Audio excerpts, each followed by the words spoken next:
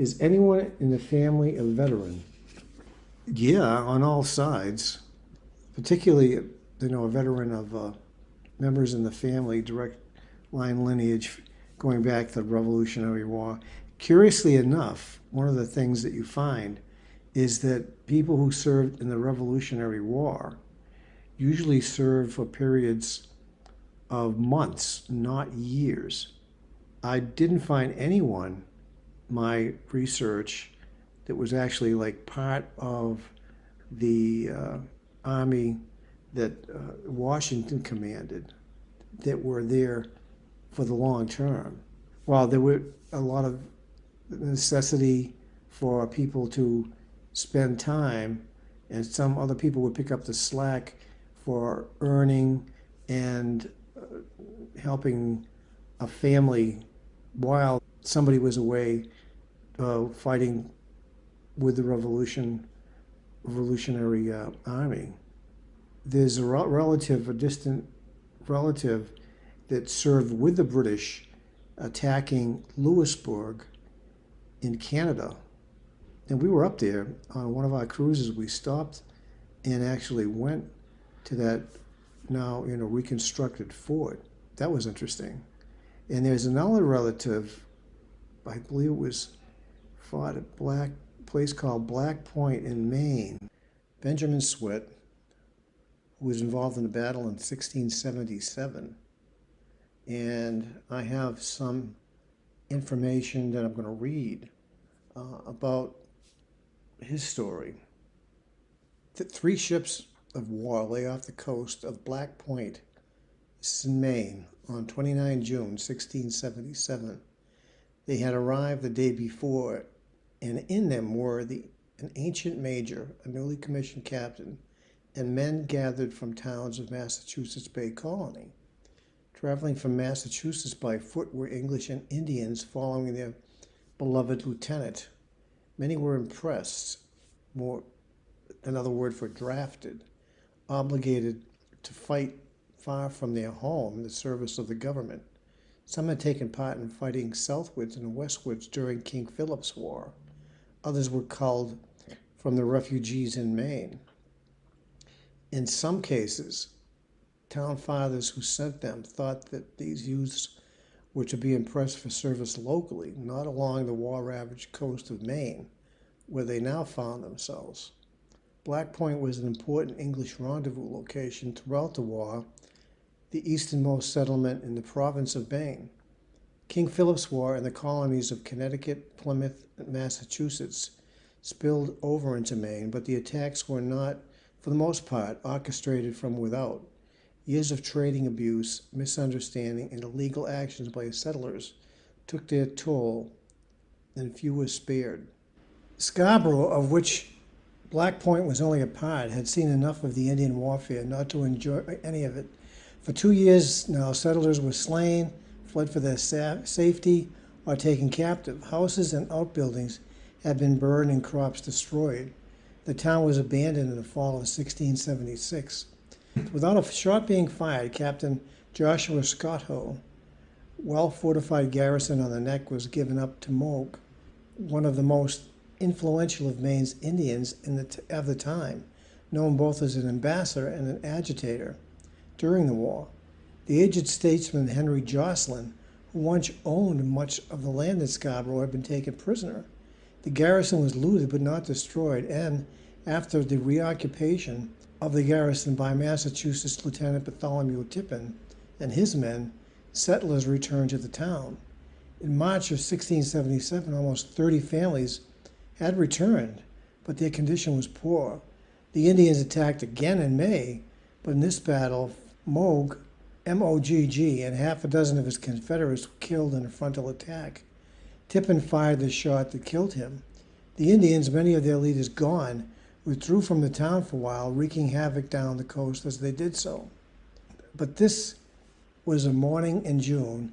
The enemy of the English had returned, and the alarm was given.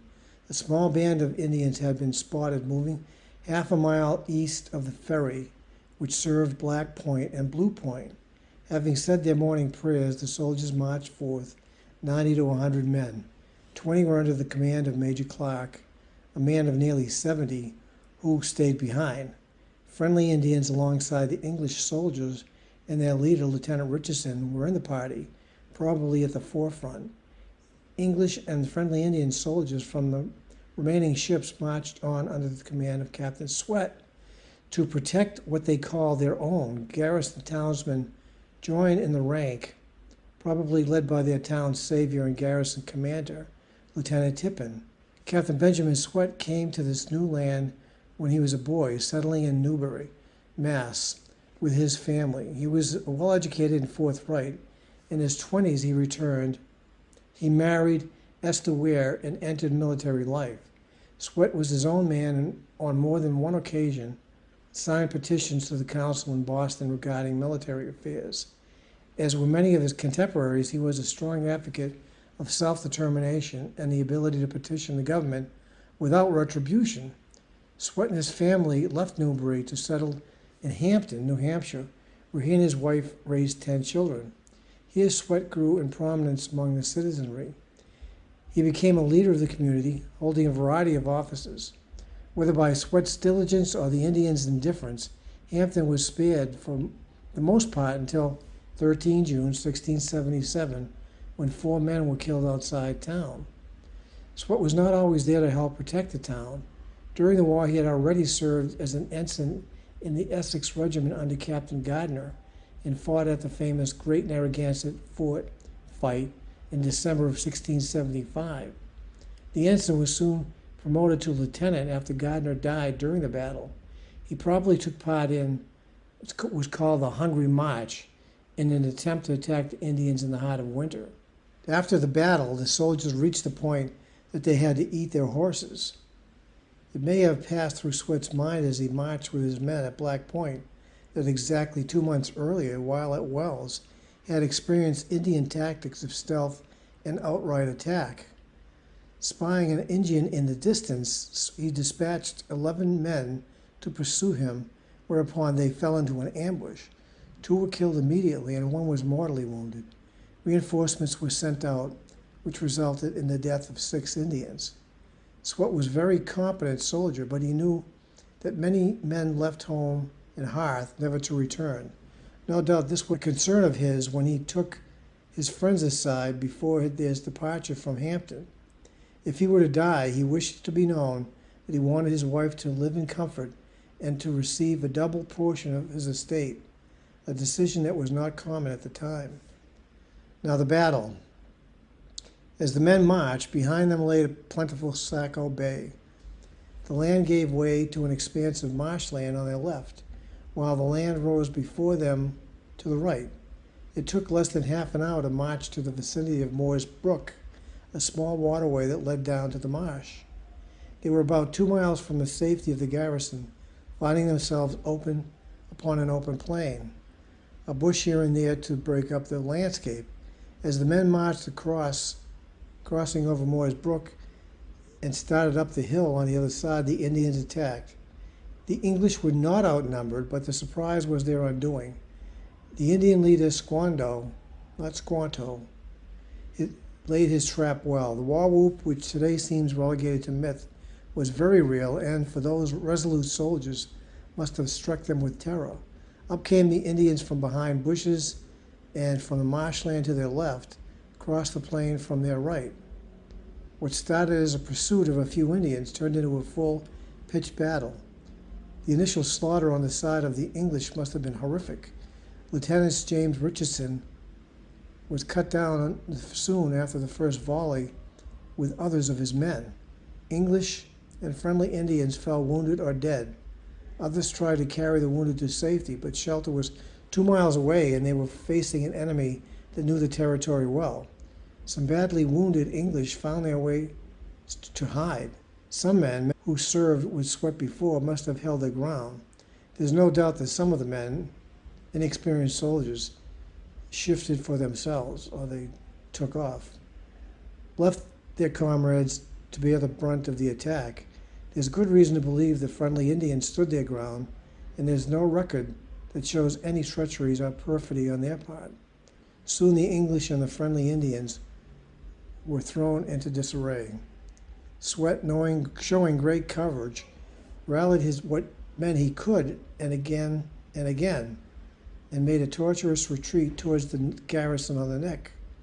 The rout had turned into a tremendous defeat, and by the time Sweat was within sight of the garrison, he had suffered many wounds and was bodily taken by the Indians and hewn to death.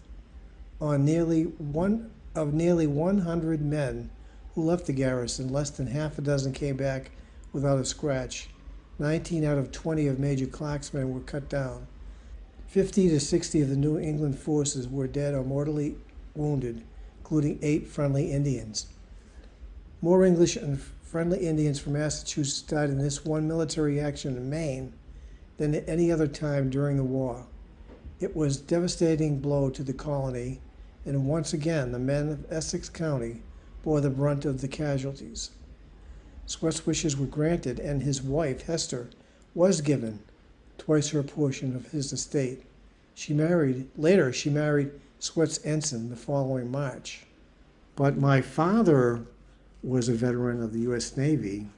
He was in the Navy from 1943 to, I guess, the very beginning of 1946, and served on the same ship, which was newly commissioned out of Boston.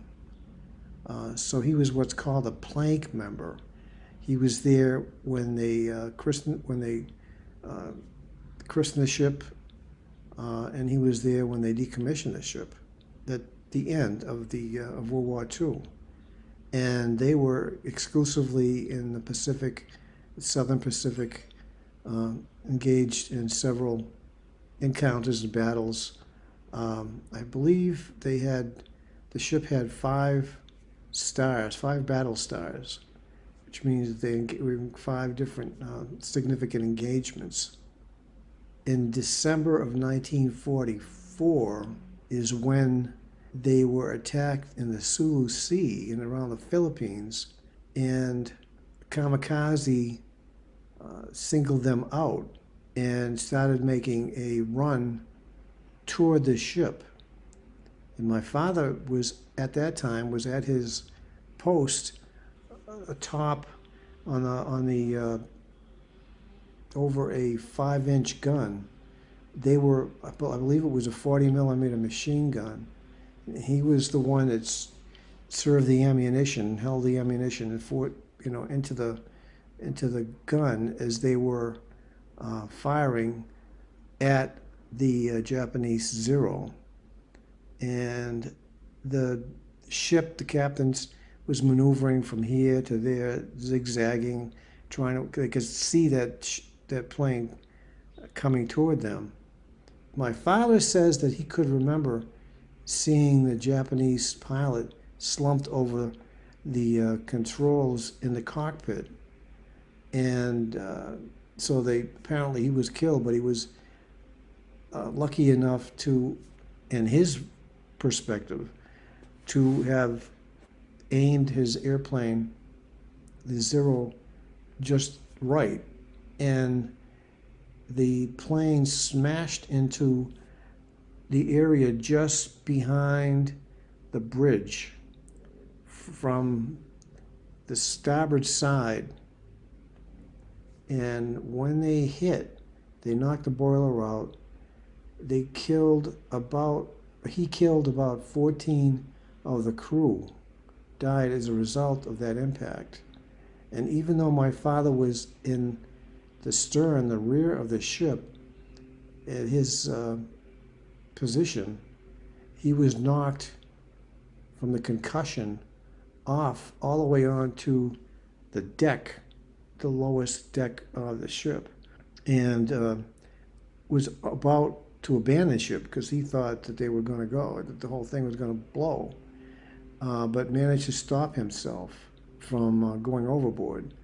And he did receive severe burns on his hands, which he said the surgeons did an amazing job repairing. He received the Purple Heart for that injury, but they did manage to eventually get back to Bremerton in Washington, where the ship was repaired and where he had leave. And Janet's father was in Europe with the Third Army. That would have been Patton's army. But he wasn't really involved, let's say, in one of the major engagement at that point. He was actually part of the group that came over with D-Day, but not in the front lines, not in the first people that went over. He followed with his group. He was in the artillery group. He eventually made it to Austria, and we actually have pictures of him in front of the house that Hitler was raised in or lived in Austria. And he used to tell stories about how one of the things they used to do with his, I'm trying to remember, I think there were about a dozen or 14 members that traveled around with their artillery piece. And one of the things that they would do is take that artillery piece and run it out ahead of the line and take several shots from the gun, and then beat feet back to where they started from, because what would happen is the enemy would zero in on where the fire was coming from and lob shells into that area, to that position. And he was fortunate enough not to be injured during World War II, which I think, was saying something. However, his brother, Fiore, was in a tank, and they actually got hit, and members of the tank crew were killed. But somehow he was able to get out of the tank. I guess there was some kind of a hatch at the bottom. Somehow he got out, and they were still firing at him, but he managed to escape from the tank and survive that encounter. That's one of the stories we heard. My mother's brother, Edmund, was actually a prisoner of war for quite a while. I'm not sure the entire term of his imprisonment, but it was later in the war. And he was eventually released when the war was over. I wish I knew more specifics about how he got to that point, but I don't have them. And my father's younger brother, Charlie, served as a navigator in a bomber that flew many missions over Germany and probably Austria, bombing them, and the carpet bombing strategy that they used. And he was fortunate too, because the number of missions that you could fly over as a member of a bomber crew was not very high before you were expected to be shot down. But he survived, thankfully. So the DeBarra family, my father's family, was very lucky during the war and didn't lose anybody, which would have resulted in what's called a Gold Star mother. They had lost, the mother had lost a son in battle. My father also mentioned that he was working in a industry, producing shells. He worked initially before the war. I think they made bicycles, and then they moved their efforts into the producing shells. So he was in a protected industry and could have stayed out of the service had he stayed doing what he was doing. But he just got to the point where he just felt like he had to join up, and just threw his deferment out the window and went and joined. And he liked to say that in the line, when they were inducting him, they were processing him to be part of the military, that they got to the person right in front of him, and that person and those in front of him went into the Marines, and he went into the Navy, which was probably a darn good piece of luck there, because obviously the Marines suffered very high casualties during World War II in the Pacific area. So my father was hurt, but survived. I think for the most part, his memories of the service time were pretty good.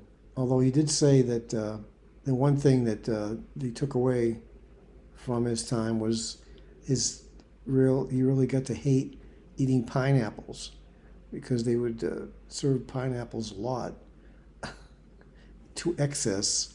He said the food was pretty good, not as good as you would get if you were on an aircraft carrier. But once in a while, I guess they would trade things between the ships, and once in a while they would get ice cream, which didn't take long to polish off. So it was a small ship. I think they were probably a destroyer probably has a crew complement. I'm pretty sure around 270 men on a destroyer, which is the smallest like combat ship. I mean, they had destroyer escorts, but destroyers were a major part of the battle formation. They would usually stick the destroyers around the large ships on the outskirts, let's say. And they would represent the first wave, or the first line of defense, protecting the larger ships, particularly the carriers.